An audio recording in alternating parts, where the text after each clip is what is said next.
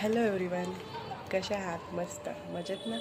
काल काही शूट करता आलं नाही, पाऊस येत होता आणि शिवांशलाही लागलं तिथं गेल्यावरती थोडं. शिवांश रडरड चालू होती.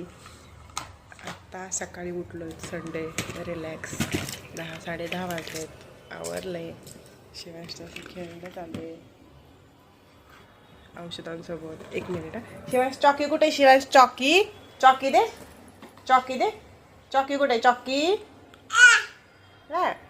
त्याला औषध म्हणजे चॉकी असं वाटतं आणि तो पितोही आवडीनं.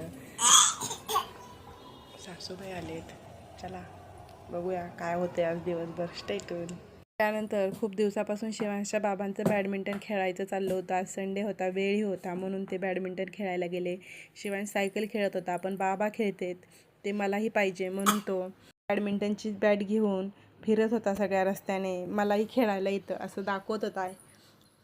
खूप सारी मस्ती केली आणि आम्ही घरी आलो.